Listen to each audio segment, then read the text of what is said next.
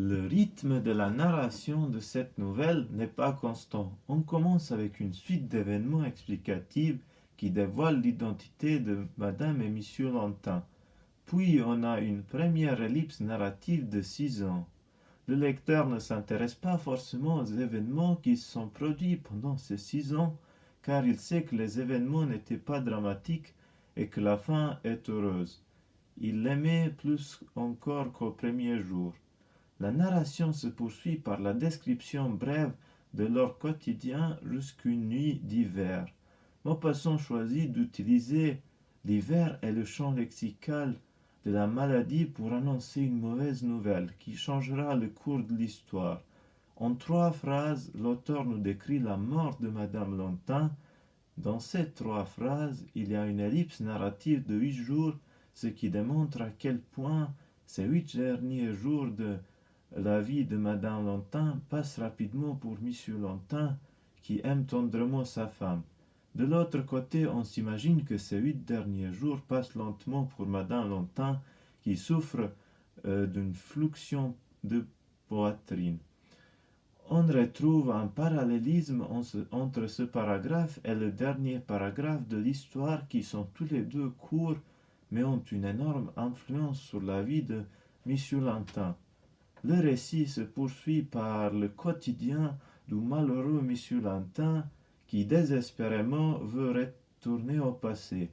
Chaque jour lui est plus dur jusqu'un matin où enfin il est presque au bout, sans aucun sou de quoi s'acheter à manger.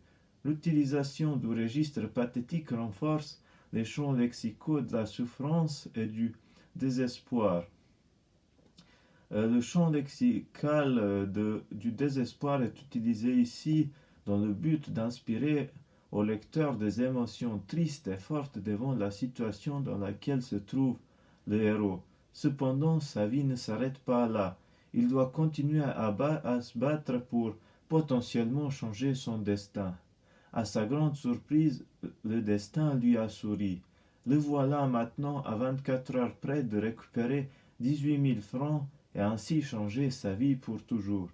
Connaissant le style d'écriture de Maupassant, le lecteur s'attend à une chute dans l'histoire à ce moment-ci. Mais cette fois, l'auteur laisse l'espoir du héros se réaliser dans un but précis, de représenter aussi l'image réaliste des riches au XIXe siècle.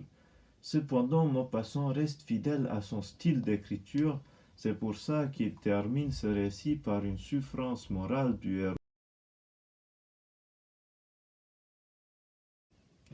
Le point de vue utilisé est interne, c'est celui de Monsieur Lantin, puisque le lecteur a accès à ses pensées et même à l'avance de ses réflexions, comme dans un monologue antérieur. Non, certes, mais alors c'était un cadeau.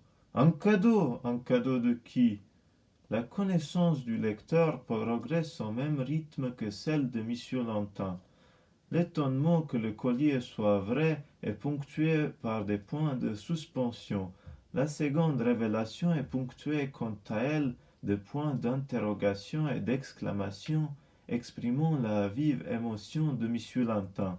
Monsieur Lantin pense à ce moment que sa femme l'a sûrement trompé et que ses bijoux sont des cadeaux d'un amant fortuné. L'argent n'a pas d'odeur. On peut considérer que Monsieur Lantin éprouve des émotions fortes en pleurant violemment. Cependant, la nuit porte le conseil et Lantin semble réveillé d'un cauchemar totalement remis du bouleversement de la veille. La nuit a vite effacé sa tristesse et Monsieur Lantin se prépare à tourner la page. Nous lisons dans cette soudaineté l'amusement de Maupassant qui montre que les chagrins ne résistent pas longtemps aux promesses de l'argent. Ensuite, lorsqu'il vend le premier bijou, il annonce au bijoutier: J'ai d'autres bijoux qui me viennent de la même succession. Vous conviendrait-il de me les acheter? Les 2 lignes du texte indiquent que M. Lantin décide de vendre ses bijoux pour profiter de l'argent. Ce choix s'explique par sa faim, mais aussi par les rêves de vie facile qu'il caresse. Oh, si j'étais riche! Maintenant qu'il est riche, l'utilisation des imparfaits est descriptive. Monsieur Lantin, remis bien vite de son émotion, s'absorbe dans la contemplation d'un nouveau jour plein de promesses. La capacité du personnage à se remettre de son chagrin nous fait évidemment penser qu'il ne va plus guère penser à sa femme décédée. Il va au contraire dilapider joyeusement l'argent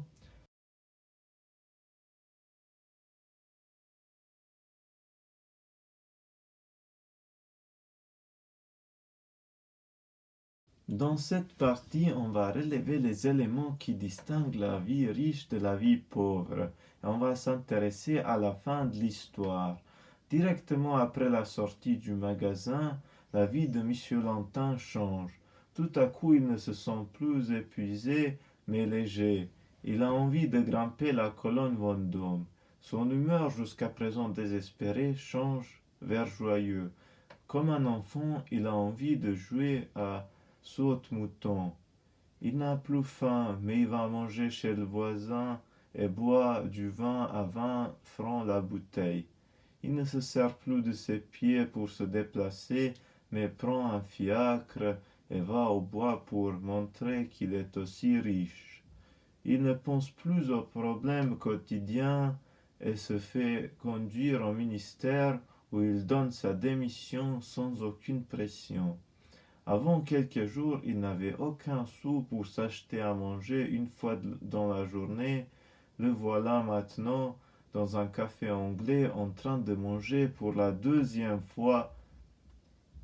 Il a plein de temps libre, même pour aller au théâtre. Le changement dans sa vie est drastique. Il est passé d'une pauvre personne au riche en 24 heures seulement. On voit bien qu'il s'est directement bien adapté à la vie des riches, alors que lorsque sa femme est morte, il avait beaucoup de difficultés de passer de la classe moyenne au fond. Le choix de Maupassant de donner de la joie à son héros a pour but de démontrer comment les personnes pauvres auparavant peuvent lever la tête quand elles deviennent riches. Ces nouveaux riches ne sont pas prêts à la vie d'un vrai riche comme nous le démontrent les hyperboles utilisées par M. Lantin pour exprimer la valeur de son héritage. Il va même jusqu'à doubler la somme pour se vanter une vie auprès des personnes qu'il connaît, mais ce virus mute vite et il commence à se vanter une vie même devant des inconnus. Cependant, l'argent ne fait que disparaître de sa poche. Le but de l'auteur est aussi de dénoncer la condition des plus pauvres qui, oubliés par des riches, n'ont même pas assez à manger une fois par jour, alors que les riches mettent des sommes énormes que dans les boissons. Monsieur Lantin est un des pires exemples des riches car sa mémoire est très courte. Une fois devenu riche, il ne plonge plus au passé. L'auteur, par cet exemple, montre au lecteur les pouvoirs de l'argent qui peuvent être guérissants mais aussi nocifs. C'est vrai que l'argent a nourri le cœur mais a infecté le cerveau de M. Lantin qui perd vite sa foi en l'homme.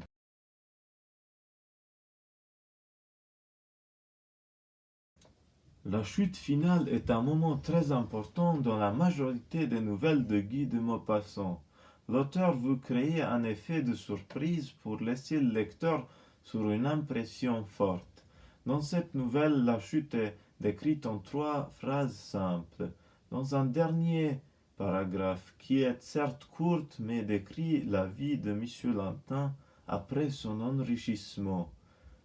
Le narrateur y décrit brièvement le second mariage de M. Lantin, le caractère de sa nouvelle femme, ainsi que la conséquence de cet acte. Ainsi, M. Lantin marie une femme honnête, d'un caractère difficile, qui le fit beaucoup souffrir. C'est la vision du narrateur, une vision stoïcienne qui professe l'indifférence devant ce qui affecte la sensibilité. Avec cette économie des mots plus que suffisante, Maupassant arrive à décrire le drame de cet homme riche désormais malheureux. Le choix de Maupassant de ne pas trop développer cette dernière partie est due à sa règle de neutralité qui ne porte aucun jugement sur les faits et les personnages, justement pour conserver la notion du réalisme et rendre l'histoire plus crédible. Pour conclure, on peut dire que l'incroyable talent de Guy de Maupassant de décrire toutes les classes sociales est présent dans toutes ses nouvelles, mais particulièrement dans celle-ci. En seulement quelques pages, il arrive à donner une vision au lecteur de comment c'était être riche, pauvre ou entre les deux au XIXe siècle. L'auteur commence par la description de la vie d'une classe sociale moyenne, puis descend tout au fond des classes sociales et ensuite remonte en force vers les plus hautes classes sociales pour montrer bien au lecteur les différences qui existent entre elles. Maupassant ne juge en aucun lieu une certaine classe sociale, mais les présente seulement au lecteur qui est lui-même le juge. La représentation d'une femme infidèle et d'un mari scruple est une certaine manière pour Maupassant de dire qu'aucune morale ne peut pas être tirée d'une intrigue réaliste.